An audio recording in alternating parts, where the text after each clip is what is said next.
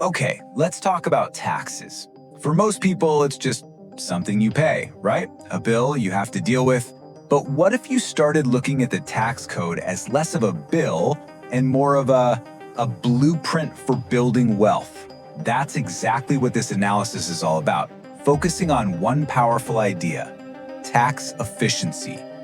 So take a look at this. It's pretty revealing, isn't it? 75% entrepreneurs.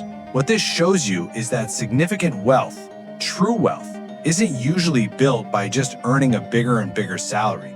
It's built through ownership. It's about accumulating assets that work for you, which is a completely different economic engine than just trading your time for a paycheck. To really get this, we're going to break it down step by step. First, we'll look at the fundamental problem. Then we'll dive into the specific tools used to solve it, things like paper losses and real estate. And finally, we'll zoom out to see the big picture government policy that makes this whole thing possible. It all connects. All right, let's jump in with the absolute foundation of this whole strategy: the core financial divide. Everything, and I mean everything, starts with understanding that there are two basic ways you can earn money, and the system treats them very, very differently. And here it is. On one hand, you've got active income. This is your job, your W-2, the money you work for. It gets taxed at high ordinary rates. But on the other hand, you have passive income, money your assets make for you. This income gets to play by a whole different rule book, and that's where the opportunity is. So because these two types of income are treated so differently, it creates this central challenge, really the main hurdle that almost every advanced tax strategy is built to overcome. It's called the two-income problem. So here's the deal. The tax code has these rules, the passive activity loss rules, that basically build a giant wall. On one side is your high-tax job income. On the other are your investments. And the rule says you can't use losses from your investments to lower the taxes on your job income. Now, this was created to stop people from just buying a failing business for a write-off, but in doing so, it also created a map for how to get around it. So, the big question becomes, how do you get around that wall? The whole game is about finding a way to take those useful investment losses from the passive side of the wall and move them over to the active side, where they can do some real damage to your tax bill. And this is it. This is the question that unlocks the whole thing. And the answer isn't some shady loophole. It's about following a very specific path that's laid out right there in the tax code. The solution is simple in concept, but powerful in practice. You have to change the legal character of the loss itself. If you can prove that you are materially participating in your investment, that you're not just a silent partner, you can officially reclassify those losses from passive to non-passive. And once you do that, boom, they can jump right over that wall. Now, what kind of losses are we talking about? This is where the magic of paper losses comes in. The best example is depreciation.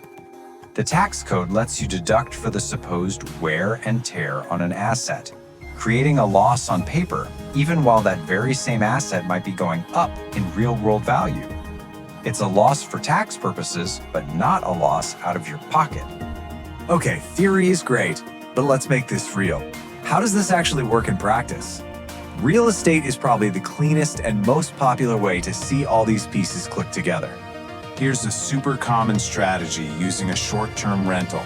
Step 1, you make sure guest stays are short. Step 2, you actively manage the property yourself for just over 100 hours a year to prove you're materially participating. That's the key that lets you do step 3, reclassify the whole thing as an active, non-passive business. Then you hit the accelerator with step 4, supercharging your deductions with something called accelerated depreciation.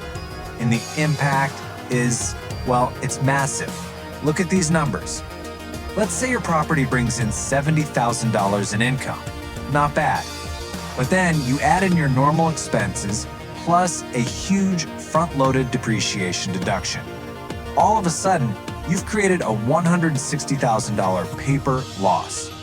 This not only wipes out the tax on your rental income, but it gives you an extra $90,000 loss that you can now use to directly lower the tax bill on your main salary. Now, this core idea, generating non-passive paper losses, is not just a real estate thing. You can apply the same principle to other types of assets too. They just have slightly different rules. As you can see here, different assets use different tools to get to the same place. For oil and gas, you can immediately deduct drilling costs. For something like Bitcoin mining, you can use 100% bonus depreciation on the equipment.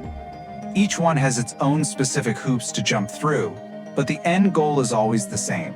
Create big, non-passive deductions in year one to offset that high-tax active income. So the last piece of the puzzle is to understand why this stuff even exists. And the answer is simple.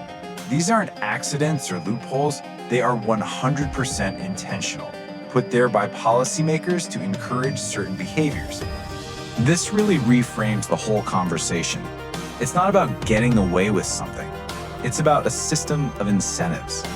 The government wants people to invest in things like housing, domestic energy, and new technology. So they create these incredibly powerful tax rewards for the people who do. I mean, look at this. Recent laws made 100% bonus depreciation permanent. That's not some minor tweak. That's a huge policy decision that basically turns on the green light for some of the powerful strategies we've been talking about, letting you write off the full cost of an asset right away. So, it all comes down to this question. Do you see the tax code as just a tool to collect money? Or do you see it for what it really is? A blueprint of what the government wants you to do with your capital. Understanding that difference, that's the final and most important step in the entire strategy. It changes the game from just paying taxes to strategically building wealth.